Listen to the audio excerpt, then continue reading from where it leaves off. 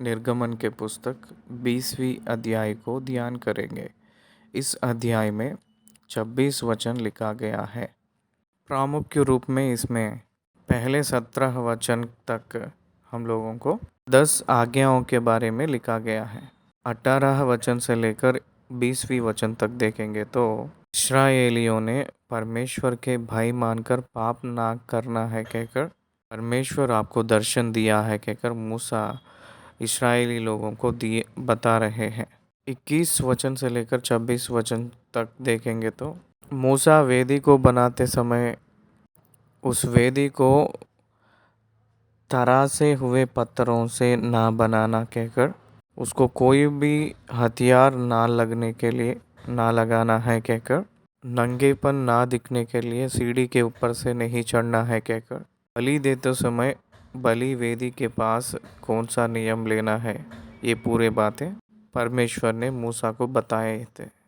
ये पूरा इस 26 वचनों में लिखा गया हुआ सारांश। पहली वचन को ध्यान करेंगे। देखिए, निर्गमन के पुस्तक 20वीं अध्याय पहली वचन। परमेश्वर इस सारे आज्ञाओं को वचन के रूप में कहे थे। परमेश्वर यहोवा ने ऑडियोबल कमांडमेंट्स दे रहे हैं। इस्राएलियों ने सुनने का लायक हुए जैसा 10 आज्ञाओं को परमेश्वर अपने आवाज़ से बताए थे। ऑडियोबल कमांडमेंट्स सुनने के लिए लायक हुए जैसा परमेश्वर ने उसको प्रकट किए थे, प्रचार किए थे। लोग स्वयं रूप में परमेश्वर की आवाज़ सुने थे परमेश्वर जब प्रचार कर रहे थे। 10 आज्ञाओं को जब वो बात कर रहे थे, सारी समाज उस शब्दों को परमेश्वर की स्वर को स्वयं रूप में स्पष्ट रूप में सुने थे। ये परमेश्वर बता रहे हैं कहकर कोई भी संकोच ना करके उसको मानने के लिए, उस शब्दों को सुनकर उसकी आधीन में होने के लिए और वो लोग अपने आप को कबूल करने के लिए इस वचनों के अनुसार ये 10 आज्ञाओं को सुनाए थे परमेश्वर ने। परमेश्वर इस 10 आज्ञाओं को स्पष्ट रूप में बताए थे। दूसरी वचन, निर्गमन के पुस्तक 20वीं अध्याय। मैं तेरा परमेश्वर यहोवा हूँ जो तुझे दासत्व के घर अर्थात मिस्र देश से निकाल लाया है। परमेश्वर ने मैं ही आपका परमेश्वर हूँ कहकर प्रकट कर रहे थे। उनको मैं ही खुदा हूँ कहकर अपने आप को प्रकट कर रहे थे। उन लोगों को छुटकारा दिया हुआ परमेश्वर मैं ही हूँ कहकर उनको बता रहे हैं। दासत्व के घर अर्थात मिस्र देश से निकाल कर आया हूँ कहकर इसमें कोई भी किसी का हाथ नहीं है, मैं ही आप लोगों को छुटकारा किया हूँ कहकर बता रहे हैं। इसलिए 10 आज्ञाओं में पहली आज्ञा, तू मुझे छोड़ ईश्वर करके दूसरों को ना मानना, मैं ही तेरा परमेश्वर हूँ, मुझे छोड़कर किसी को परमेश्वर नहीं मानना। ये पहली आज्ञा है, मैं ही परमेश्वर हूँ, मुझे छोड़ और किसी को ईश्वर करके नहीं मानना। ये कैसा, दूसरे परमेश्वर का मतलब क्या है, दूसरा ईश्वर का मतलब क्या है, ऐसा है कहकर दूसरी वचन में बता रहे हैं। दूसरी वचन मतलब दूसरी आज्ञा में बता रहे हैं। चौथा वचन देखेंगे, तू अपने लिए कोई मूर्ति खोद कर ना बनाना, ना किसी की प्रतिमा बनाना जो आकाश में या पृथ्वी पर या पृथ्वी के जल में है, तो उसको दंडवत ना करना और ना उनकी उपासना करना, क्योंकि मैं तेरा परमेश्वर यहोवा जलन रखने वाला परमेश्वर हूँ। ये दूसरी आज्ञा है। पहले 10 आज्ञाओं में पहले से लेकर चौथा आज्ञा तक परमेश्वर को और लोगों के बीच में हुआ रहने वाला आज्ञाएं हैं। 5वीं आज्ञा से लेकर 10वीं आज्ञा तक जो है मनुष्य को और मनुष्य के बीच में रहने वाले आज्ञाएं हैं।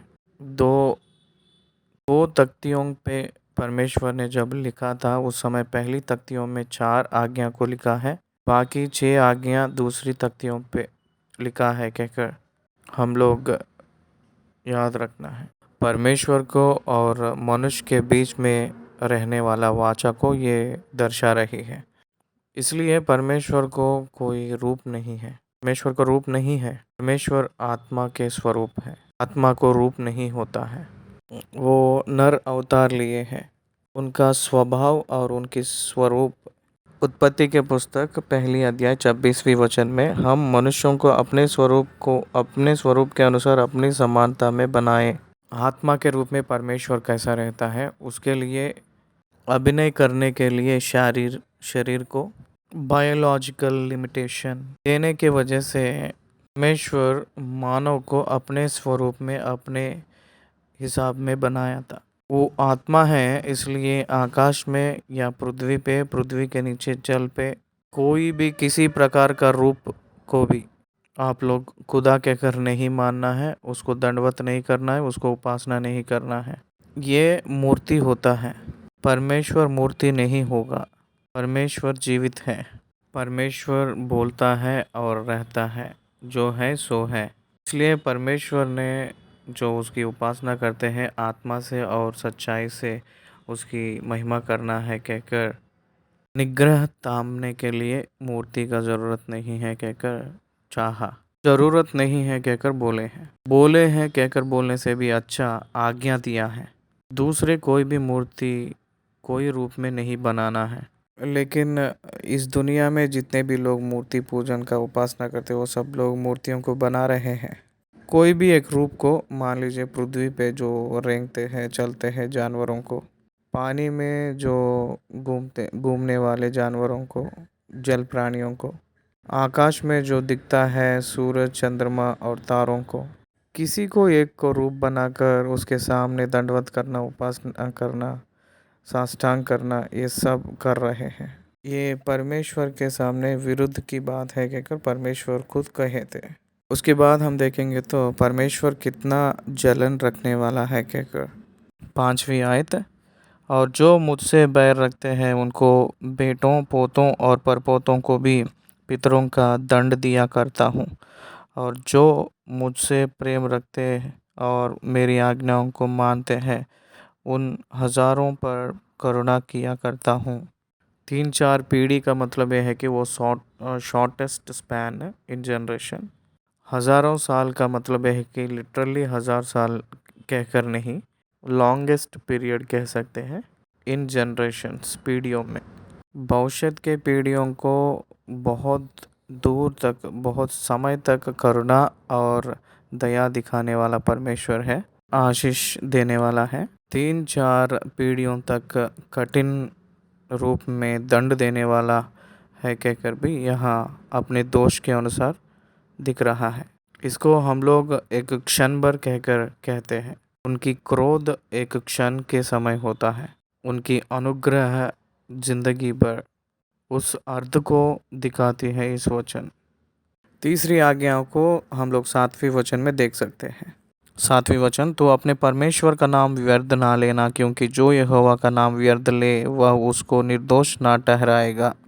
आज भी हम लोग देखेंगे तो यहूदी लोग यहोवा कहकर जो शब्द बोलने के लिए समय आती है, उस समय वो लोग चुप रहते हैं, बोलते नहीं हैं उस शब्द को।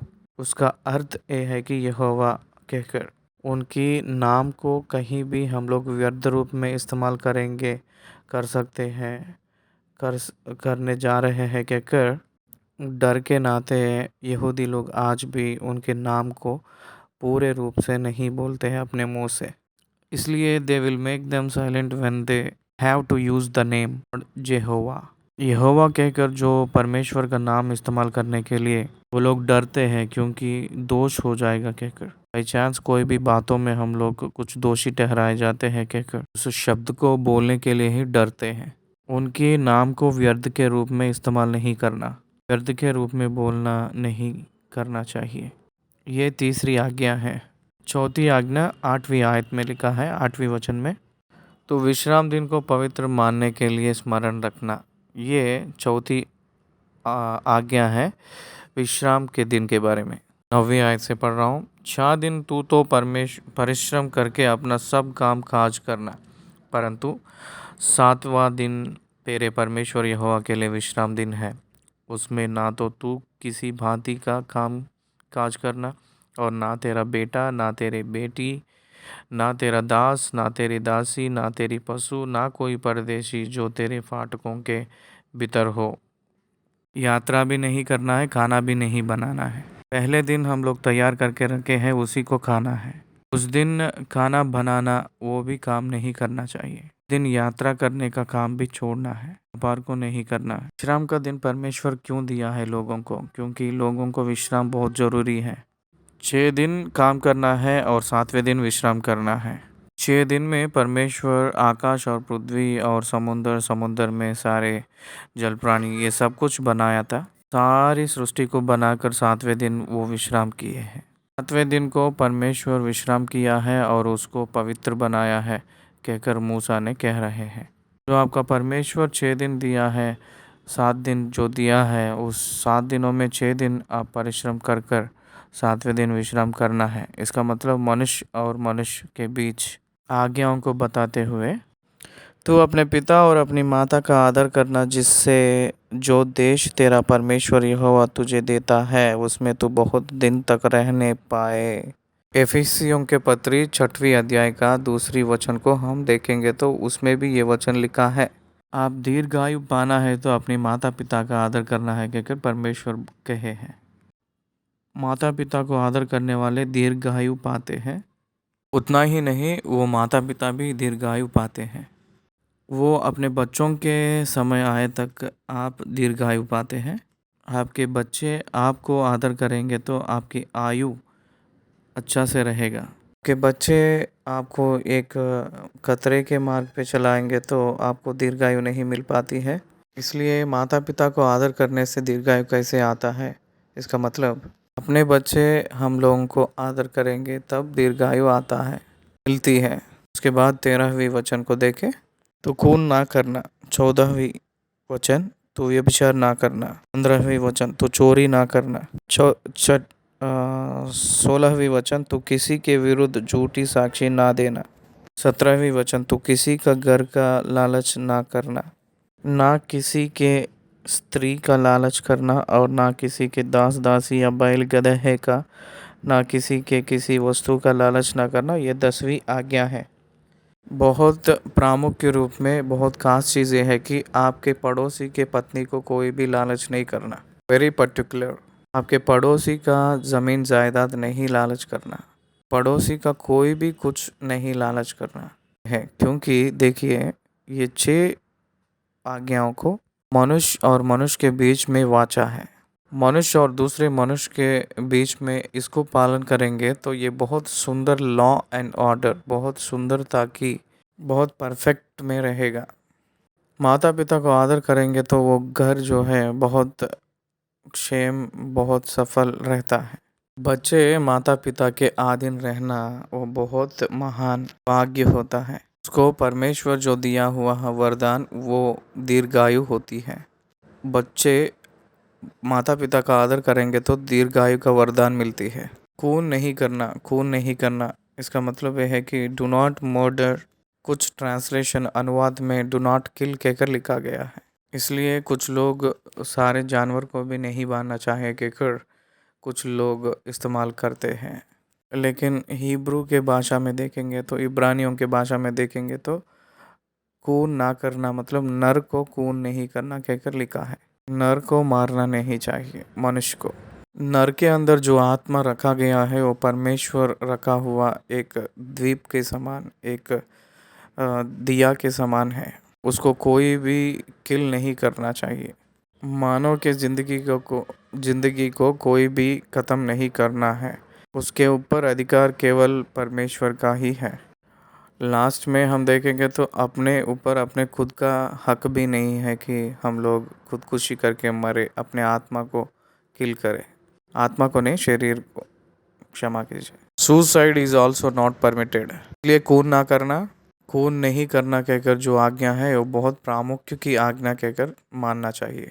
बाइबल के ग्रंथ में पहली बार जो बात कर रहे हैं वो आज्ञा जो है ना आज्ञाएं मतलब पूरा 10 आज्ञाएं लेकिन मनुष्य को मिला गया है मनुष्य के बीच में मिला गया है 6 आज्ञाओं के बारे में। माता पिता को आदर करना है कहकर जहाँ से हम पढ़ रहे हैं वहाँ से पहली बार कैन ने हाबिल को हत्या किया था खून किया था।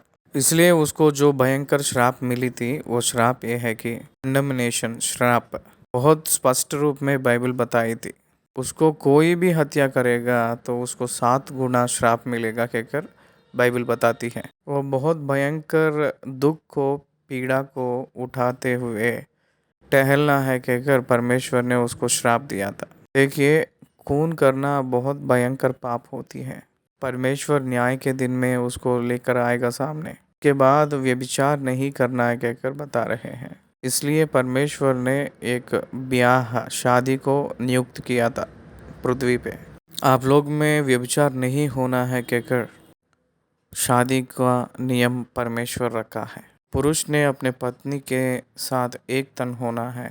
उन्हीं से जिंदगी भर पुरुष ने खुश रहना है। उन्हीं के साथ जिंदगी को बिताना है कहकर पड़ोसी के दूसरों की पत्नी को कभी भी स्वीकार नहीं करना है कहकर बताए थे।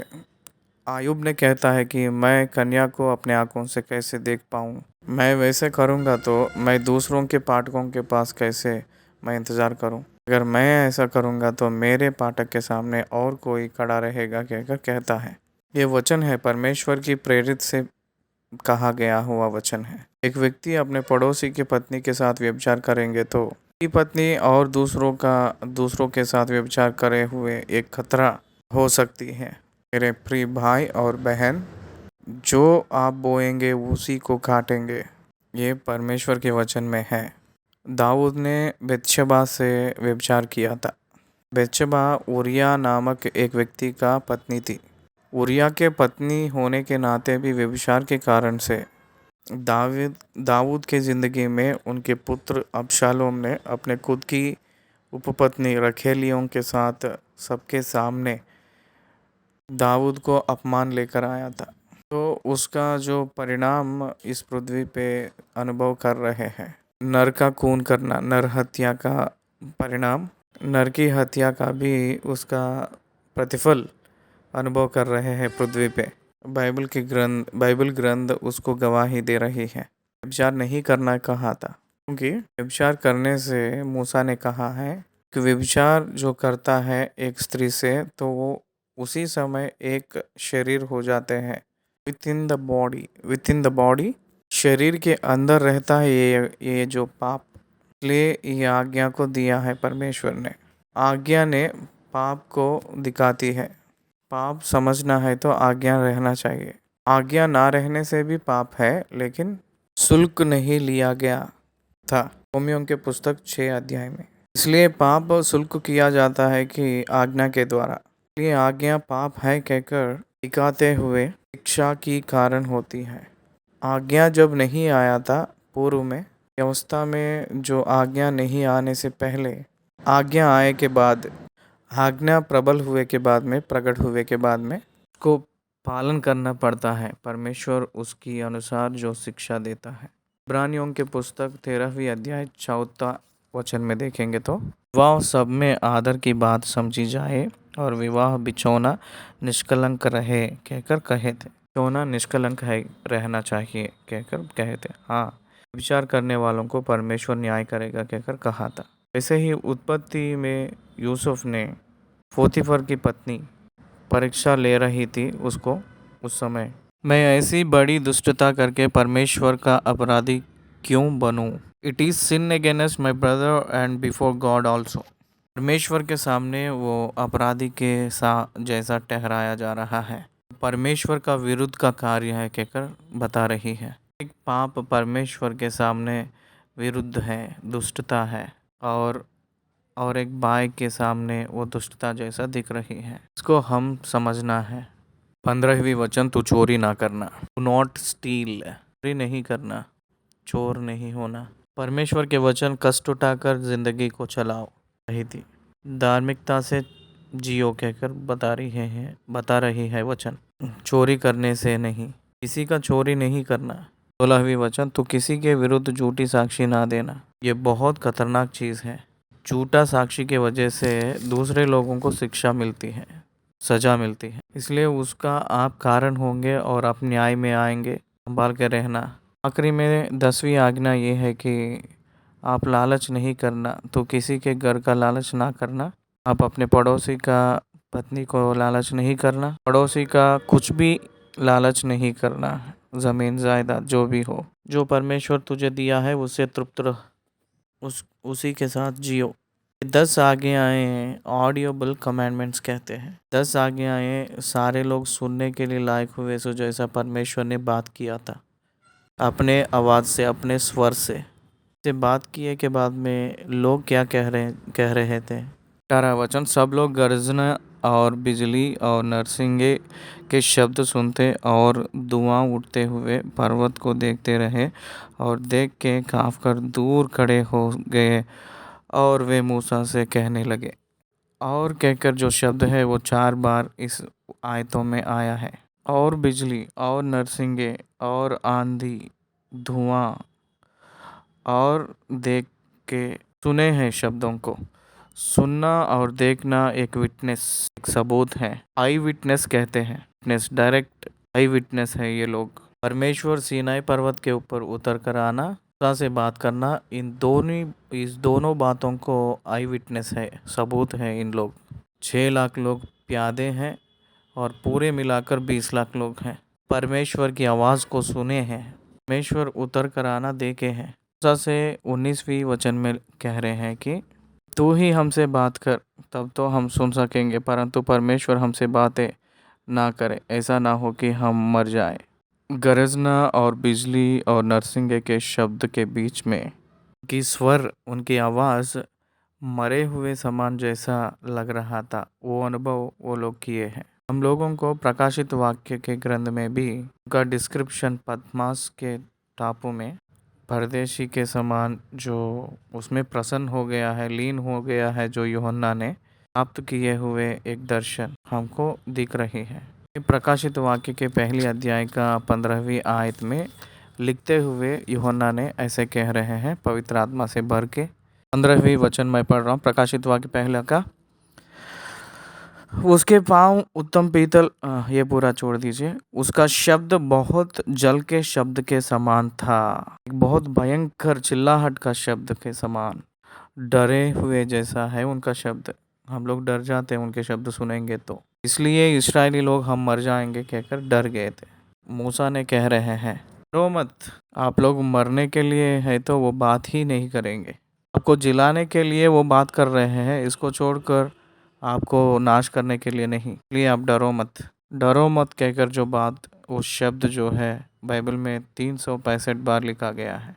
20वीं वचन, परमेश्वर इसलिए आया है कि तुम्हारी परीक्षा करे और उसका भाई तुम्हारे मन में बना रहे कि तुम पाप ना करो। परमेश्वर दिखा है, परमेश्वर सुनाया है, परमेश्वर आया है कहकर आप महसूस करने के लिए, आपको महसूस करने के लिए वो आया है। आप उसका भाई को मानना है और पाप नहीं करना है। आपको परीक्षा कर रहा है परमेश्वर।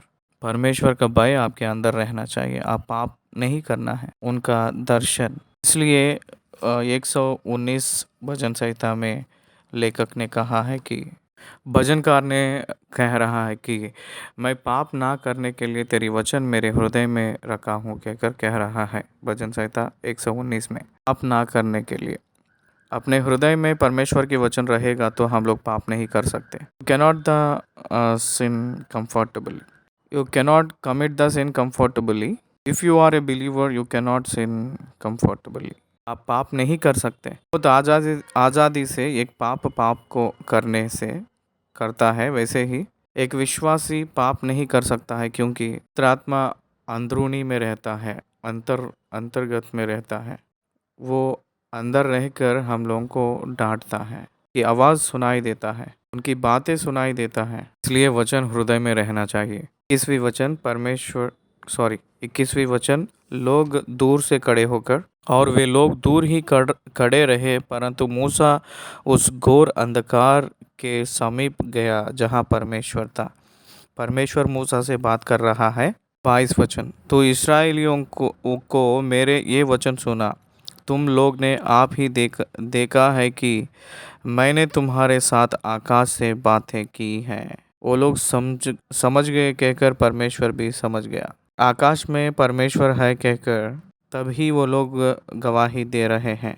23 वचन, तुम मेरे साथ किसी को सम्मिलित ना करना, अर्थात अपने लिए चांदी या सोने से देवताओं को ना गाड़ लेना। देखिए परमेश्वर के हार्ट बीट, उनके हृदय का धड़कन ये है कि इडोलेट्री को अगेंस्ट में है। इसका मतलब यह है कि मूर्ति पूजा के विरुद्ध है परमेश्वर की धड़कन। मूर्ति पूजा उनको पसंद नहीं है, उनको अच्छा नहीं लगता है, उनको ये विरुद्ध है।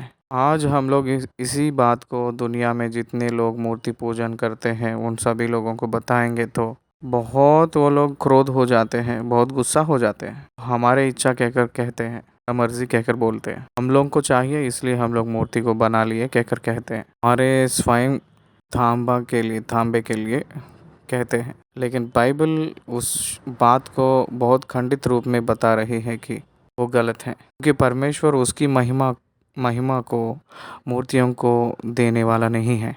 सारी सृष्टि को सारे सृजनहार के जगह में सृष्टि को रखे हैं कहकर वो सोचते हैं परमेश्वर। क्यों मूर्ति पूजा परमेश्वर को पसंद नहीं रहता है? क्योंकि वो लोग मूर्ति को पूजा करते समय वो जीवित है ना, तो मूर्तियों को कैसे पूजा करते हैं? वो सृजनहार है तो उसको सृष्टि में कैसे आप बनाते हैं कहकर उनको पसंद नहीं रहता। इसलिए मूर्ति पूजा उनको अच्छा नहीं लगता। क्योंकि पत्री 1 अध्याय 25 वचन, क्योंकि उन्होंने परमेश्वर की सच्चाई को बदलकर झूठा बना डाला और सृष्टि की उपासना और सेवा की, ना कि उस सृजनहार की जो सदा धन्य है। सृष्टि को सृजन हुआ है तो उसको पूजा किए हैं, तो उसको परमेश्वर बहुत गंभीर रूप में सोचते हैं। 24 वचन, मेरे लिए मिट्टी की एक वेदी बनाना और अपनी भेड़ बकरियों और गाय बैलों को होम बलि और मेल बलि को उस पर चढ़ाना। जहाँ जहाँ मैं अपने नाम का स्मरण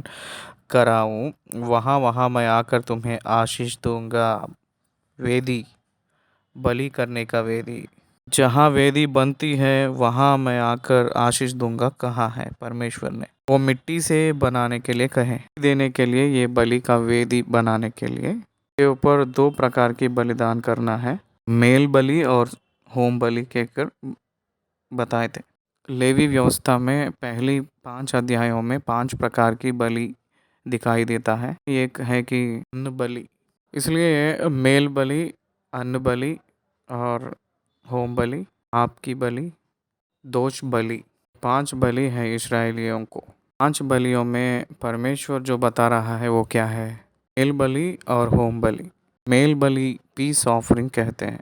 क्यों है कि परमेश्वर को और मनुष्य के बीच में मेल बनाती है, इसलिए इसको पीस ऑफरिंग कहते हैं। 5 बलि यीशु मसीह को दर्शाती हैं।